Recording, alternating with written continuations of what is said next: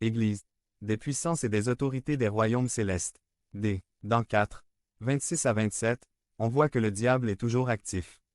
Bien qu'il ait été jugé et condamné lorsque Christ est mort et ressuscité, il a toujours du pouvoir, s'il lui donne l'opportunité d'influencer et de corrompre la vie du chrétien. Si vous êtes en colère, ne péchez pas.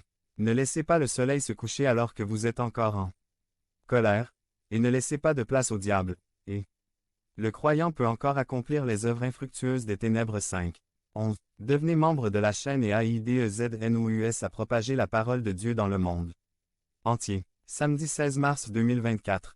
Si vous croyez en la puissance de Dieu, commentaire 11. N'ayez rien à voir avec les œuvres infructueuses des ténèbres, mais dénoncez-les plutôt. Avant de terminer sa lettre donc, l'auteur identifie le véritable ennemi et ses armées du mal. 6, 11 à 12. Revêtez l'armure complète de Dieu afin de pouvoir résister aux stratagèmes du diable. Parce que, notre combat n'est pas contre les êtres humains, mais contre les puissances, contre les autorités, contre les puissances, qui dominent ce monde de ténèbres, contre les forces spirituelles maléfiques dans les régions célestes. C'est pourquoi en introduisant la fin de cette lettre, l'apôtre révèle pleinement non seulement l'ennemi spirituel contre lequel luttent les enfants de Dieu et l'Église, mais aussi la manière dont doivent se préparer les soldats du royaume de Dieu. Luttent. Enfin, mes frères, soyez forts dans le Seigneur et dans la puissance de sa puissance. Cette déclaration souligne donc que le chrétien doit dépendre absolument de Dieu et de sa puissance. Et, c'est la première nécessité de la lutte, que le chrétien prenne et soit rempli de la puissance qui vient de Dieu. Mettez-vous en forme avec Jésus. Changez la nature ou l'état de quelqu'un ou de quelque chose. Celui qui va au gymnase se met en forme. Votre corps change au fur et à mesure que vous faites de l'exercice. Le militaire doit passer par une étape de formation. Il doit renforcer son corps et acquérir la force nécessaire pour pouvoir prendre les armes. Sans vous mettre en forme, vous ne pourrez pas prendre les armes. Vous devez vous mettre en forme. Soyez en forme en Christ. 2. Prenez votre pouvoir. Soyez fort dans le Seigneur et dans la puissance de sa puissance. Cette puissance inhérente et active en Dieu. Quelle est la puissance de Jésus? C'est la même puissance que Dieu a utilisée lors de la résurrection de Jésus. C'est la puissance de Dieu qui place Jésus au-dessus de tout pouvoir, autorité, domination et seigneurie. Et combien grande et illimitée est sa puissance, qui agit en nous, les croyants. Cette puissance est la même que celle que Dieu a montrée avec tant de force et de puissance lorsqu'il a ressuscité le Christ et l'a fait asseoir à sa droite dans le ciel, le plaçant au-dessus de toute puissance, autorité, domination, et au-dessus de tout ce qui existe, tant en ce moment, et dans le futur. Il a mis toutes choses sous les pieds de Christ, et Christ lui-même l'a donné à l'Église comme chef de tous. Car l'Église est le corps du Christ, dont elle reçoit sa plénitude, puisque le Christ est celui qui amène toutes choses à leur plénitude. C'est la puissance que l'Église a reçue du Christ, de l'oint et de son onction. Le chrétien doit devenir fort en Jésus, car sans lui il n'a aucune force. La source de notre pouvoir est le Seigneur lui-même. Devenez membre de la chaîne et AIDEZNOUS à propager la parole de Dieu dans le monde entier. Samedi 16 mars 2024.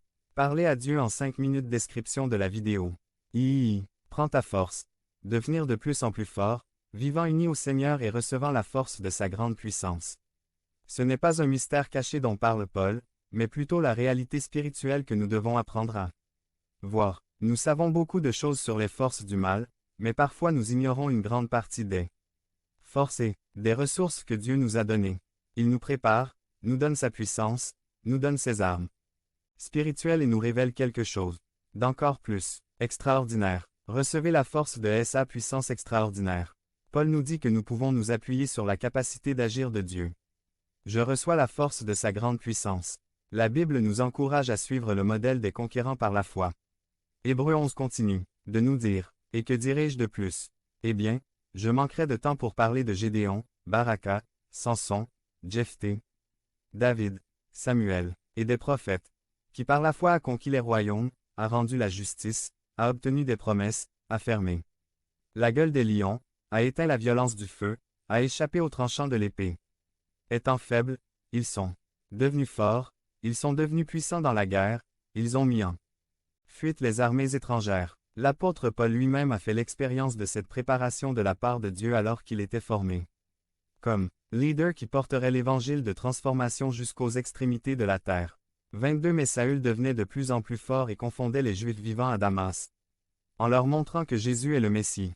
Devenez membre de la chaîne et AIDEZNOUS à propager la parole de Dieu dans le monde entier. Samedi 16 mars 2024. Si vous croyez en la puissance de Dieu, commentaire 11. Il est temps d'assumer votre statut de gagnant.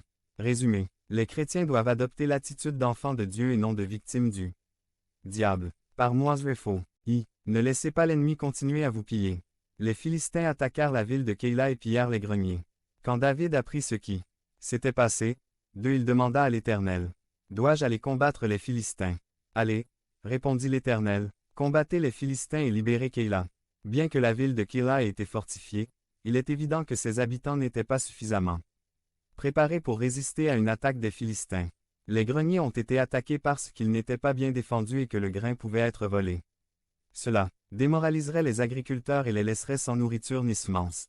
Les habitants de Keïla se retrouveraient sans les provisions nécessaires pour vivre. Nous devons établir de l'ordre et des limites. Notre guerre contre le péché est multidimensionnelle. L'homme se bat avec sa chair. B. Avec le monde. Et C. Avec le champ surnaturel maléfique. Bien que nos ennemis aient déjà été vaincus, ils ne sont pas morts, ni même blessés. Notre ennemi, bien que vaincu, est toujours en guerre contre nous et combat jusqu'à ce qu'il soit contraint de battre en retraite. Il ne s'agit cependant pas d'un repli permanent. Il se regroupe et repart à l'offensive. Satan continue de rôder à la recherche d'un moyen possible de revenir 1 Pierre 5, 8f. C'est pourquoi nous devons établir de l'ordre et des limites. Une vie ordonnée et gérée par les principes du royaume de Dieu sera une force spirituelle. Contre les armées du mal, une personne qui fait des déclarations de foi impose des limites à l'avancée de l'ennemi. Souvenons-nous de la déclaration de Néhémie. Dieu règne depuis le